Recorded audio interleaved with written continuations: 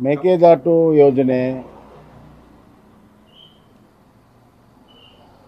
ಇದು ಬಹಳ ವರ್ಷದ ಕರ್ನಾಟಕ ರಾಜ್ಯದ ಜನರ ಬಯಕೆಯಾಗಿದೆ. ಇದು ಮೊದಲು 1996ನಿಂದ ಪ್ರಾರಂಭ ಆಗಿದೆ. ಇದೇನು ಹೊಸದಾಗಿ ಯಾರೂ ಊಟ ಹಾಕಿಲ್ಲ. 1996 ಪವರ್ ಪ್ರಾಜೆಕ್ಟ್ನಿಂದ ಪ್ರಾರಂಭ ಆಗಿ ನಾನು ನೀರಾವರಿ ಸಚಿವ 2012 ಭಾಳಷ್ಟು ಪ್ರದೇಶ ಮುಳುಗಿ ಹೋಗುತ್ತೆ ಅಂತ, ಅದು ಡೆನ್ಸ್ ಫಾರೆಸ್ಟ್ ಮುಳುಗಿ ಹೋಗುತ್ತೆ ಅಂತ ತಡೆಗಟ್ಟಲು ಬದಲಾವಣೆಯನ್ನು ಮಾಡಿ ಡಿ ಪಿ ಆರನ್ನು ತಯಾರು ಮಾಡಿದ್ವಿ. ಇವರು ಪಾದಯಾತ್ರೆಯನ್ನು ಮಾಡದೇ ಇದ್ದರೆ ಇಷ್ಟೊತ್ತಿಗೆ ಒಂದು ಹಂತಕ್ಕೆ ಬಂದಿರೋದು. ಪಾದಯಾತ್ರೆ ಮಾಡಿದ್ದಕ್ಕಾಗಿ ತಮಿಳುನಾಡಿನವರು ಮಿಸ್ಲೇನಿಯಸ್ ಕೇಸ್ ಹಾಕಿದ್ರು. ಮಿಸ್ಲೇನಿಯಸ್ ಕೇಸಲ್ಲಿ ಅದು ನಿಲ್ಲೋದಿಲ್ಲ ಅಂತ ನಮ್ಗೆ ಗೊತ್ತಿದೆ. ಆದ್ದರಿಂದ ಇವತ್ತು ನಾವು ಭಾಳ ಬುದ್ಧಿವಂತಿಕೆಯಿಂದ ಇದರಲ್ಲಿ ಎಲ್ಲ ಪ್ರೊಸೀಜರನ್ನು ಅಚ್ಚುಕಟ್ಟಾಗಿ ನಾವು ಮುಗಿಸ್ಕೋಬೇಕು.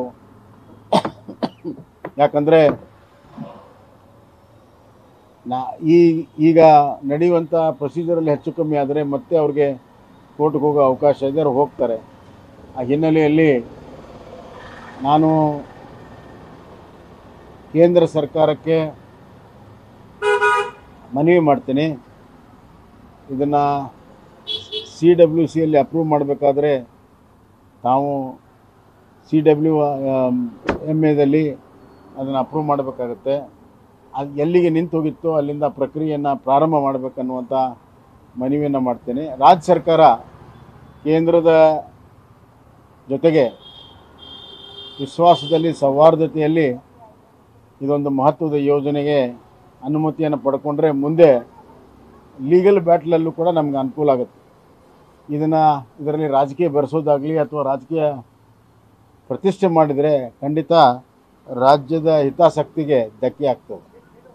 ಇಷ್ಟು ಸಲಹೆಯನ್ನು ನಾನು ರಾಜ್ಯ ಸರ್ಕಾರಕ್ಕೆ ಕೊಡೋಕ್ಕೆ ಇಚ್ಛೆಪಡ್ತೀನಿ. ಎರಡನೇದಾಗಿ ಮೆಕ್ಕೆಜೋಳ.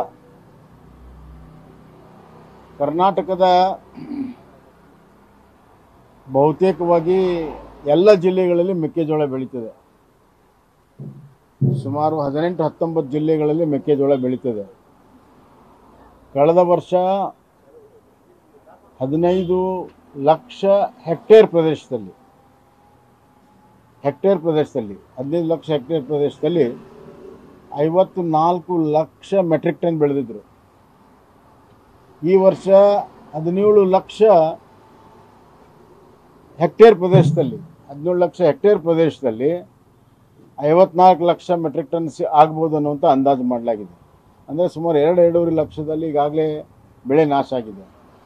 ಬೆಳೆದಿರುವ ಬೆಳೆಗೆ ಯೋಗ್ಯವಾದ ಬೆಲೆಯೂ ಇಲ್ಲ.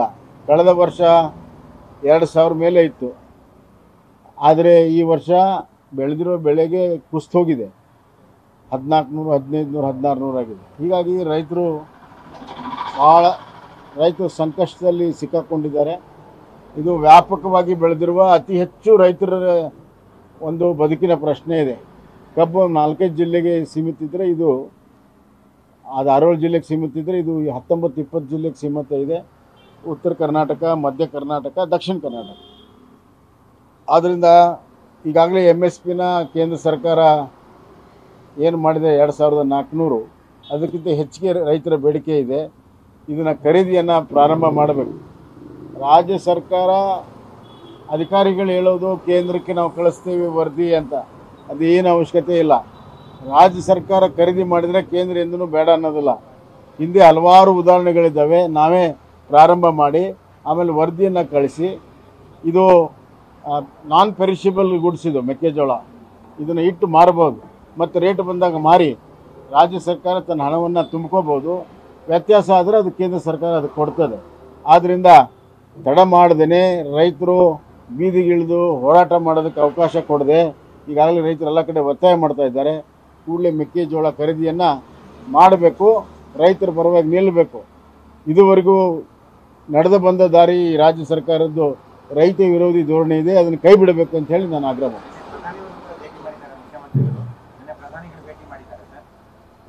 ಪ್ರಧಾನಮಂತ್ರಿ ಭೇಟಿಯಾಗಿದ್ದಾರೆ. ಅದರ ಸಂಪೂರ್ಣ ವರದಿನ ನಮಗೇನು ಹೇಳಿಲ್ಲ. ಅವರು ಹೇಳಿದರೆ ನಾವೇನು ಸಹಕಾರ ಮಾಡಬೇಕು ನಾವು ಮಾಡ್ತೀವಿ. ಸಮಸ್ಯೆಗಳಿದ್ರು ಕೂಡ ಸರ್, ಪುನರಚನೆ, ಅಧಿಕಾರ ಹಸ್ತಾಂತರ ವಿಚಾರದಲ್ಲೇ ಮುಳುಗಿದೆ ಕಾಂಗ್ರೆಸ್ ಅಂತ. ಇರಲಿ, ನಮ್ಮೇಲೆ ಒಂದೊಂದು ದಿವಸ ಹೇಳೋಣ. ಅದೆಲ್ಲರಿಗೂ ಗೊತ್ತಿರುವಂಥ ವಿಚಾರ. ಈಗಲಾದ್ರೂ ಅವರು ಪುನರ್ರಚನೆ ಅಥವಾ ಬದಲಾವಣೆ ಇದನ್ನು ಸ್ವಲ್ಪ ಬದಿಗಿಟ್ಟು ಜನರ ಕೆಲಸ ಮಾಡಲಿ.